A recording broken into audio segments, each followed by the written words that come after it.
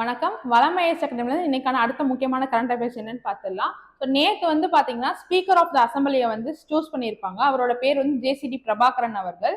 So இப்போ speaker ரிலேட்டடாக டிஎன்பிசியில் கொஸ்டின்ஸ் கேட்கலாம்னா அவங்களோட ஆர்டிகல் ரிலேட்டடாக தான் கொஸ்டின்ஸ் கேட்க முடியும். ஸோ ஸ்பீக்கர் ரிலேட்டடாக இருக்க எல்லா ஆர்டிகல்ஸையும் ஒன்று ஒன்றா பார்த்துடலாம். ஸோ ஆர்டிகல் 178 தான் ஃபர்ஸ்ட் ஆர்டிகல். அதில் முக்கியமாக என்ன சொல்லியிருப்பாங்கன்னு பார்த்தீங்கன்னா, ஒரு லெஜிஸ்லேட்டிவ் அசம்பிளியில் ஒரு குரூப் ஆஃப் மெம்பர்ஸ் இருக்கிறாங்களா, அதுல இருந்து யாராவது ஒரு 2 பேரை முன்மொழிந்து அவங்கள ஸ்பீக்கராகவும் டெபுட்டி ஸ்பீக்கராகவும் அப்பாயின்மெண்ட் பண்ணலாம் அப்படின்றத பத்தி பேசுறதுதான் இந்த ஆர்டிகல் 178. அடுத்தது ஆர்டிகல் 179. ஸோ இப்போ ஒரு ஸ்பீக்கர் இருக்காங்க, அவங்களோட பீரியட் எப்படி இருக்கும், அவங்களோட ரெசிக்னேஷன் எப்படி இருக்கும், அவங்களோட ரிமூவ் பண்ணணும்னா எப்படிலாம் பண்ணலாம் அப்படின்றத பத்தி சொல்றதுதான் ஸ்பீக்கர் அண்ட் டெபுட்டி ஸ்பீக்கர் 2 பேரை பத்தியும் சொல்றதுதான் ஆர்டிகல் 179. இதுல ஃபர்ஸ்ட் பாயிண்ட் என்ன சொல்லியிருப்பாங்கன்னு பாத்தீங்கன்னா, அவங்க எப்போ அவங்களோட ஆபீஸை வெக்கேட் பண்ணலான்னு பாத்தீங்கன்னா, அவங்க மெம்பர் ஆஃப் த அசம்பிளில இருந்து போறாங்க அப்படின்னா அந்த டைம்ல அவங்களால அவங்க ஆபீஸை வெக்கேட் பண்ண முடியும்.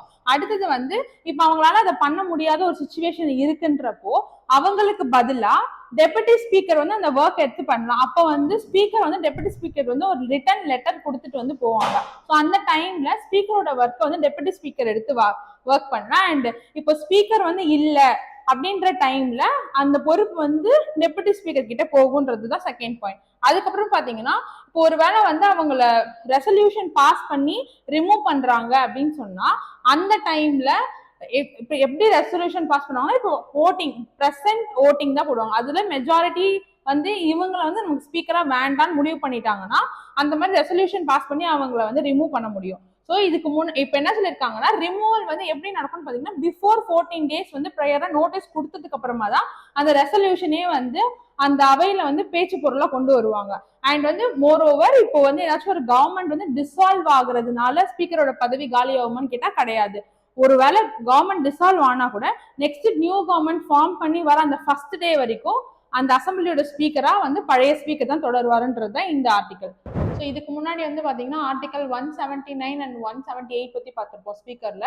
இப்போ 180 அண்ட் 181 பார்க்கலாம். ஸோ 180 ஆர்டிகல் என்ன சொல்லுதுன்னு பாத்தீங்கன்னா, ஒரு ஸ்பீக்கர் இல்லைன்னா டெபுட்டி ஸ்பீக்கர். இப்போ இந்த 179ல நம்ம ஸ்பீக்கர் இல்லைன்னா டெபுட்டி ஸ்பீக்கர் எப்படி ஸ்பீக்கரோட பொசிஷன் ஆக்குபை பண்ணியிருப்பாங்கன்னு சொல்லியிருப்போம். ஸோ அதுக்கான அதிகாரப்பூர்வமான ஆர்டிகல் தான் 180.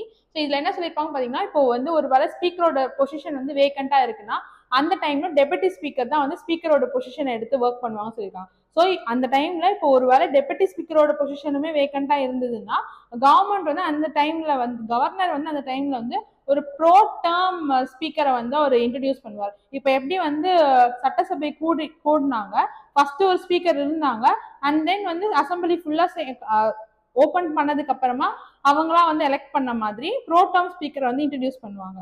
ஸோ இதுதான் ஆர்டிகல் 180. அடுத்தது பாத்தீங்கன்னா ஆர்டிகல் 181.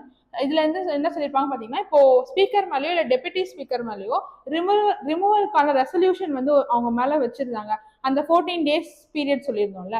ஸோ அதுல அந்த டைம்ல பாத்தீங்கன்னா இவங்களால அவங்களோட டியூட்டிஸை பெர்ஃபார்ம் பண்ண, ஸ்பீக்கரா அவங்களோட டியூட்டிஸை பெர்ஃபார்ம் பண்ண முடியாது. பட் ஆனா அந்த வாக்கெடுப்பு நடத்துவாங்க. அவங்க மேல ரெசல்யூஷன் பாஸ் பண்ணி டிபேட் நடத்தி திருப்பி ஓட் பண்ணுவாங்க. ஸோ அந்த டைம்ல ஸ்பீக்கரோ டெபுட்டி ஸ்பீக்கரோ யார் மேல அந்த ரெசல்யூஷன் இருந்தாலும் அவங்களால ஓட் பண்ணிக்க முடியும்.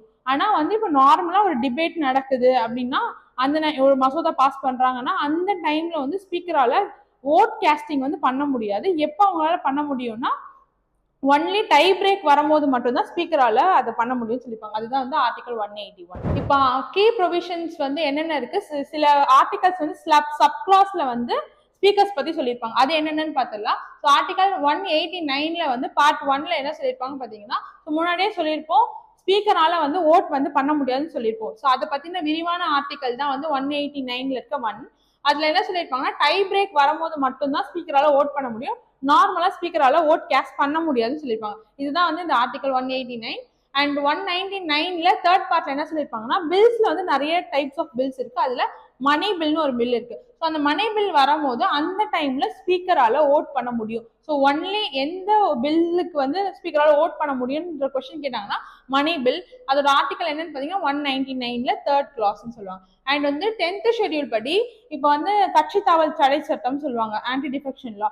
ஸோ ஸ்பீக்கரால இந்த மாதிரி சட்டசபையில ஒரு கட்சியில இருந்து இன்னொரு கட்சி தாவறவங்க மேல ஆக்ஷன் எடுக்க முடியும். ஆனா வந்து அந்த ஆக்ஷனுமே வந்து ஜுடிஷியல் ரிவ்யூக்கு உட்படுத்தப்படும் சொல்றதுதான் வந்து இந்த 10th ஷெட்யூல். ஸோ இதுதான் வந்து ஓவராலா ஸ்பீக்கர் ரிலேட்டடா இருக்க எல்லா ஆர்டிகல்ஸும் நம்ம பார்த்துட்டோம். இப்போ கொஸ்டின்ஸ் வந்து இதுக்குள்ள இருந்து தான் வரதுக்கான வாய்ப்பு இருக்கு. அண்ட் நேம் வந்து ஜேசிடி பிரபாகரன் இந்த வருஷம் 2026 அந்த 2029 31 வரைக்கும் இருக்கிறதுக்கு வந்து சொல்லியிருக்காங்க. சேஞ்சஸ் ஆச்சுன்னா அதையும் நோட் பண்ணி வச்சுக்கோங்க. இந்த மாதிரி கண்டென்ட்ஸ் தெரிஞ்சுக்கிறதுக்கு வளமை ஐஏஎஸ் அகாடமி ஃபாலோ பண்ணுங்க.